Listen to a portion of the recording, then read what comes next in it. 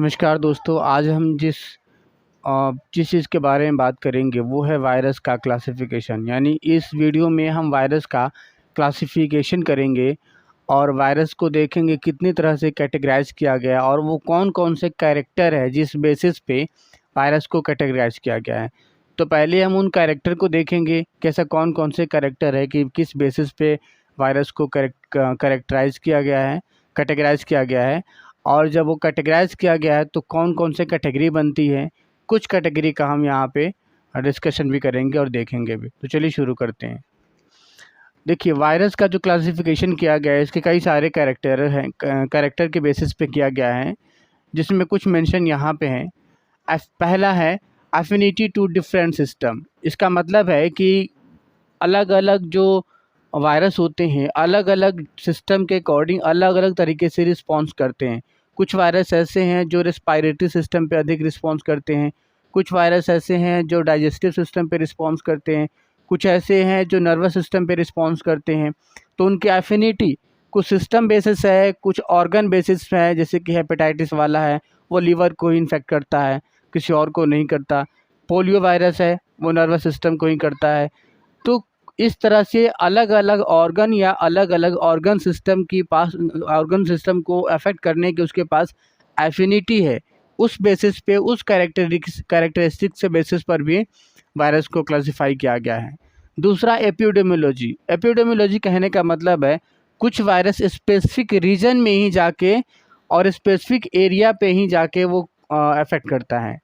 जैसे कि कुछ पेट के जो सिस्टम है, डाइजेस्टिव सिस्टम है, उसके कुछ पार्ट पे ही जाके वो अफेक्ट करता है, कुछ रेस्पिरेटरी सिस्टम पे करता है। तो अलग अलग एपिडेमियोलॉजी के बेसिस पे वो करता है। यानी कि कुछ सेलेक्टेड पार्ट्स होते हैं, सेलेक्टेड एरिया है, सेलेक्टेड ऑर्गन है या सेलेक्टेड सिस्टम है, उस बेसिस पर ही करता है। तो उसके बेसिस पर भी वायरस को क्लासीफाई किया गया है। तीसरा पॉइंट है न्यूक्लिक एसिड। कुछ वायरस ऐसे होते हैं जिनको उनके न्यूक्लिक एसिड के बेसिस पे क्लासिफाई किया गया है। जैसे किसी के अंदर राइबोन्यूक्लिक एसिड है और किसी के अंदर डीऑक्सी राइबोन्यूक्लिक एसिड है। तो जिसके अंदर राइबोन्यूक्लिक एसिड है उनको अलग क्लासिफाई किया गया है, और जिसके अंदर डीऑक्सी राइबोन्यूक्लिक एसिड है उसको अलग तरीके से क्लासिफाई किया गया है। तो वो न्यूक्लिक एसिड कौन सा है उस बेसिस पर भी क्लासिफाई किया गया है। फिर नेक्स्ट पॉइंट है एंटीजेनिक कैरेक्टर। अलग अलग वायरस में अलग अलग प्रकार के अलग अलग तरह के उसके अंदर एंटीजन पाए जाते हैं। कुछ वायरस के एंटीजन दूसरे नेचर के होते हैं एज़ कम्पेयर टू किसी और वायरस के, और कुछ वायरस के एंटीजन ऐसे होते हैं बहुत ज़्यादा सीवियर डिजीज़ को कॉज करते हैं। कुछ ऐसे होते हैं जो बहुत ज़्यादा सीवियरिटी नहीं लाता, हल्के फुल्के चेंजेस लाता है और वो ठीक करता है। तो उनके एंटीजन की कितनी पोटेंसी है, एंटीजन का टाइप क्या है, एंटीजन किस कैटेगरी का है, दैट मीन्स एंटीजन से रिलेटेड उसका एंटीजन किस तरह का है और कैसा है, कितना इफेक्ट करता है, कितना सीवियरिटी लाता है, कितना पोटेंसी रखता है, उस बेसिस पर भी वायरस को क्लासिफाइड किया गया है। फिर डिज़ाइन एंड कैरेक्टर। कुछ वायरस के अलग अलग मॉर्फोलॉजी है, अलग अलग तरीके से उसका शेप है, अलग अपीयरेंस होती है, अलग कलर शो करता है, स्टेनिंग में अलग शो करेगा। तो जिस तरीके का उसका कैरेक्टर है या यूँ कहे कि उसकी मॉर्फोलॉजी है, स्वरूप उसका जिस तरीके से दिखता है, उसी बेसिस पर भी वायरस का क्लासिफिकेशन किया गया है। Size measurement. कुछ वायरस ऐसे हैं जो बहुत छोटे हैं, बहुत छोटे से छोटे, और कुछ वायरस ऐसे जिनके साइज़ में वेरिएशंस आती है, तो उनके साइज़ के बेसिस पर भी किया गया है। नेक्स्ट पॉइंट है susceptibility to physical and chemical change. कुछ वायरस ऐसे हैं जो फिजिकल और केमिकल चेंज के अकॉर्डिंग अपने आप को ससेप्टेबिलिटी शो करते हैं, यानी कुछ उसका रिस्पॉन्स करते हैं, कुछ नहीं करते हैं। तो उस बेसिस पर भी फिजिकल एंड केमिकल चेंजेस के ससेप्टेबिलिटी के बेसिस पर भी इसको क्लासिफाई किया गया है। नेक्स्ट है केमिकल कंपोजिशन। कुछ वायरस के पास जो केमिकल कंपोजिशन है वो अलग होता है एज़ कम्पेयर टू दूसरे वायरस का। कुछ का जो केमिकल कंपोजिशन होता है थोड़ा डिफरेंट होता है, किसी का कुछ हटके होता है। तो उनके केमिकल जो कंपोजिशन जैसे एनवेलप है, कैप्सिड है, उसका एंटीजन वाला पार्ट्स है, उस बेसिस पे जो भी उसका केमिकल कंपोजिशन है उसमें थोड़ा वेरिएशंस देखने को मिलते हैं, उस बेसिस पर भी इनको क्लासिफाई किया गया है। फिर नेक्स्ट है strands of nucleic acid. Strands of nucleic acid कहने का मतलब है कि न्यूक्लिक एसिड है जो या तो वो आरएनए वाला हो या डीएनए वाला हो, आरएनए या डीएनए के अलग अलग स्ट्रैंड्स होते हैं, तो उसके कौन सा स्ट्रैंड पाया जाता है, किसी में कोई और स्ट्रैंड है, जैसे कोई सिंगल स्ट्रैंडेड है, कोई डबल स्ट्रैंडेड है, तो उसके स्ट्रैंड के बेसिस पर भी ये इनका क्लासिफिकेशन किया गया है। फिर है सिमेट्री ऑफ न्यूक्लियोकैप्सिड, जो कैप्सिड वाला पार्ट होता है वायरस का, तो उसकी सिमेट्री के बेसिस पर भी किया गया है, यानी कैप्सिड का सिमेट्री कैसा है उस बेसिस पर भी किया गया है। नेक्स्ट है प्रेजेंस ऑफ एनवलप, कुछ वायरस के अंदर एनवलप का फॉर्मेशन हो जाता है होस्ट के अंदर एंट्री करने के बाद, और कुछ वायरस के अंदर एनवलप का फॉर्मेशन नहीं हो जाता होस्ट के अंदर, होस्ट में एंट्री करने के बाद, यानी कुछ करते हैं कुछ नहीं करते हैं। दैट मीन्स किसके पास एनवलप प्रेजेंस है और किसके पास एनवलप अब्सेंस है, प्रेजेंस और अब्सेंस के बेसिस पर भी ये वायरस को क्लासिफाई किया गया, यानी एनवलप का प्रेजेंस एनवलप का अब्सेंस के बेसिस पे। नंबर ऑफ कैप्सोमर, कुछ वायरस के अंदर कैप्सोमर की जो नंबर होते हैं ज़्यादा होते हैं, कुछ के कम होते हैं, तो उनकी कैप्सोमर्स के नंबर के बेसिस पर भी इन्हें क्लासिफाई किया गया है। इस तरीके से कुछ जनरल कैरेक्टरिस्टिक्स है जिनके बेसिस पे वायरस का क्लासिफिकेशन किया गया है, यानी ये कैरेक्टरिस्टिक्स ऐसे हैं जो आम तौर पे वायरस के क्लासिफिकेशन में हेल्प करते हैं। अब हम कुछ ऐसे कैरेक्टर लेंगे, ज़्यादा कैरेक्टर का सभी का तो हम डिस्कशन कर नहीं सकते, लेकिन कुछ 2-3 कैरेक्टर का हम लेंगे और उस 2-3 कैरेक्टर के बेसिस पे वायरस को कितने पार्ट में डिवाइड किया गया है, कौन कौन से वायरस है, ऑलमोस्ट सारे जो वायरस है वो इस कैटेगरी में कैटेगराइज हो जाए आ जाए, तो वैसे 2 से 3 कैरेक्टर को हमने लिया है और उसी बेसिस पे वायरस को क्लासीफाई करने की कोशिश की है। पहला हमारा जो बेसिस है वो एफिनिटी के बेसिस पे, ठीक है, कि जो वायरस का एफिनिटी बॉडी के अकॉर्डिंग, ऑर्गन के अकॉर्डिंग, ऑर्गन सिस्टम के अकॉर्डिंग उसका किस तरीके का है। तो इसमें वायरस को एफिनिटी के बेसिस पे मेनली 4 ग्रुप में कैटेगराइज किया गया है। पहले का नाम है डर्मेटोफिक। डर्मेटोफिक देखो नाम से ही पता है, डर्मो का मतलब वही स्किन से जुड़ा हुआ,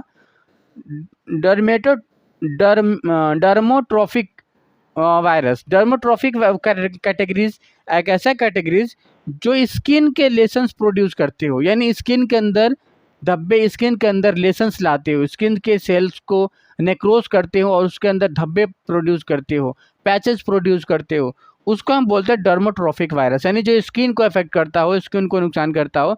जैसे कुछ एग्जांपल है स्मॉल पॉक्स, चिकन पॉक्स। देखा होगा आपने, किसी को माता वगैरह हो जाता है तो उसके पूरे दाने दाने उसके पूरे स्किन्स पे होने लग जाते हैं, पूरे मुंह, पूरे बॉडी, हर एक पार्ट्स पे हो जाता है, वो स्किन पे ही मेनली होता है वो दाने जो होते हैं, तो उसमें स्मॉल पॉक्स जो हो जाता है वो तो स्किन को इफेक्ट करता है। तो इस तरह के जो वायरस इस कैटेगरी में जो आते हैं उसको हम डर्मोट्रोफिक बोलते हैं। दूसरा है न्यूट्रोफिक। न्यूट्रोफिक कहने का मतलब एक ऐसा वायरस जो नर्वस सिस्टम को इफेक्ट करता हो या नर्वस सिस्टम से जुड़ी चीज़ों को इफेक्ट करता हो, नर्व को इफेक्ट करे, ब्रेन को इफेक्ट करे, स्पाइनल कॉर्ड को इफेक्ट करे, यानी नर्वस सिस्टम से जुड़ी हुई चीज़ों को जो इफेक्ट करता है वो न्यूट्रोफिक कहलाता है। यानी कि इसके पास एफिनिटी होती है इफेक्ट करने की, किसको, नर्वस सिस्टम को। जैसे एग्जांपल के तौर पे देखें पोलियो, रैबीज। पोलियो वायरस है जो नर्वस सिस्टम को पूरी तरह से अफेक्ट कर देता है, फाइनली वो मस्कुलर सिग्नल पहुंच ही नहीं पाता, या मसल से जो सिग्नल है वो नर्व के पास नहीं पहुंच पाता, मोटर न्यूरॉन्स के पास, और ना ही सेंसरी न्यूरॉन्स कोई सिग्नल ले जा पाता है, और ना ही मोटर न्यूरॉन्स से मसल्स के पास कोई सिग्नल जाता है, तो वो अफेक्ट हो जाता है पोलियो वायरस, उस कारण से वो मांसपेशियाँ वो पार्ट पूरा वो पैरालाइज हो जाता है। ठीक उस तरह रेबीज वायरस है, ये भी नर्वस सिस्टम को भी अफेक्ट करता है ये, ठीक है। नेक्स्ट है न्यूमोट्रोफिक वायरस। ट्रॉफिक वायरस, देखियो न्यूमोट्रोफिक नाम से पता है, न्यूमो का मतलब सीधा रेस्पायरेटरी से जुड़ा हुआ है, यानी निमोनिया से आप समझ लें। तो ये न्यूमोट्रोफिक यानी कि एक ऐसा वायरस जो रेस्पायरेटरी सिस्टम को अफेक्ट करता हो, जैसे इन्फ्लुएंजा वायरस है, कॉमन कोल्ड है, सर्दी खांसी जुकाम जो बुखार हो जाता है उस वो कॉमन कोल्ड वायरस के कारण होता है, वो सारी चीज़ न्यूमोट्रोफिक कैटेगरी में आता है। फिर है विसेरा। विसेरा कहने का मतलब होता है कि हमारे बॉडी के वो वाले ऑर्गन जो बहुत नाजुक है, या हमारे बॉडी के बहुत सारे जो कोमल पार्ट्स हैं, बहुत सॉफ्ट पार्ट है, उस सॉफ्ट पार्ट को या सॉफ्ट ऑर्गन को जो अफेक्ट करता हो तो उसको विसरा बोलते हैं। तो जो विसरा को अफेक्ट करता हो या विसरल ऑर्गन को, विसरल लेयर को, विसरल पार्ट को, तो उसको हम बोलते हैं उसका अलग कैरेक्टर क्या बोलते हैं, उसका अलग क्लासिफिकेशन किया गया है विसरा। जैसे कि एग्जांपल देखें, येलो फीवर हो गया, हेपेटाइटिस होगा। हेपेटाइटिस देखें तो हमारा विसरल ऑर्गन लीवर है, जो बहुत कोमल है, बहुत नाजुक ऑर्गन है, उसको अफेक्ट करता है ये। ठीक है, तो इस तरह से हम एफिनिटी के बेसिस पे हमने वायरस को मेनली 4 ग्रुप में क्लासिफाई किया। पहला का नाम है डर्मोट्रॉफिक, दूसरे का नाम है न्यूट्रोफिक, तीसरे का नाम है न्यूमोट्रॉफिक और चौथे का नाम है विसरा। जो डर्मेट्रॉफिक है ये स्किन को मेनली अफेक्ट करता है। न्यूट्रोफिक है ये नर्वस सिस्टम को अफेक्ट करता है।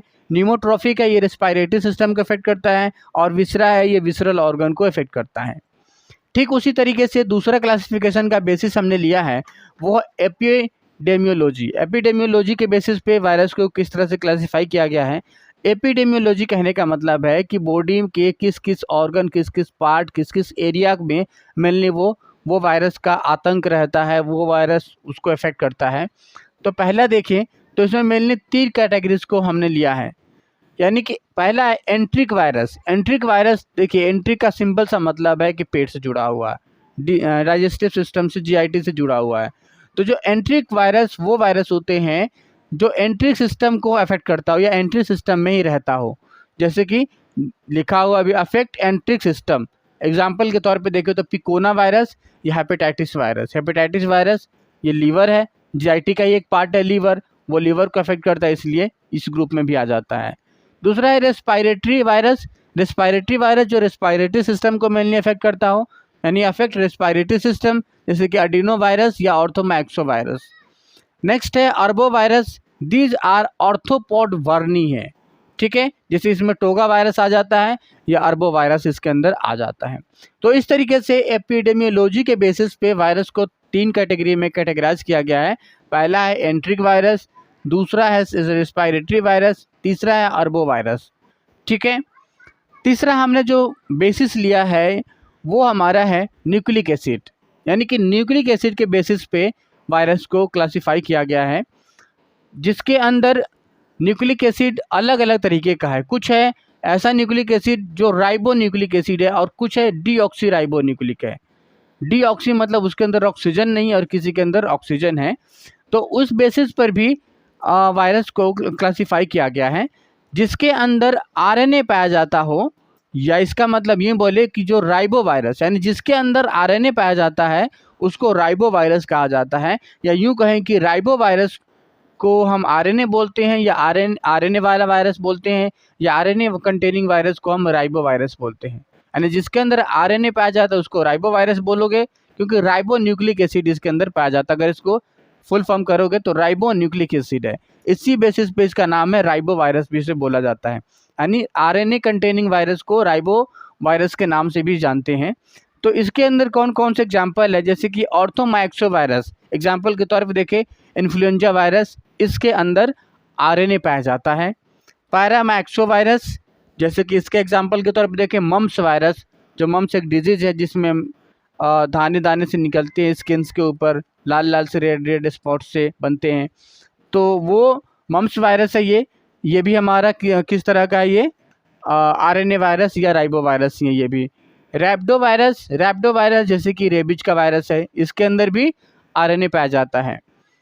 टोगा वायरस जैसे कि येलो फीवर का वायरस है, इसके अंदर भी आरएनए ही पाया जाता है। नेक्स्ट है इसमें जो न्यूक्लिक एसिड के बेसिस पे जो दूसरा क्लासिफिकेशन बनता है, सब क्लासिफिकेशन, वो है डीएनए वायरस। इसको डीऑक्सी राइबो वायरस भी बोला जाता है। इसके अंदर केवल आरएनए था तो इसको राइबो वायरस, और जिसके अंदर डीएनए हो तो डीएनए वायरस या फिर डीऑक्सी राइबो वायरस के नाम से भी इसको हम जानते हैं।